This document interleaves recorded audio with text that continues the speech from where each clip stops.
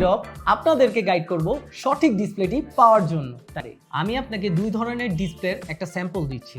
যেমন আমার হাতে আছে এখন Oppo F21 Pro। এটা হচ্ছে TFT ডিসপ্লে, অর্থাৎ এটা হচ্ছে IPS প্যানেল।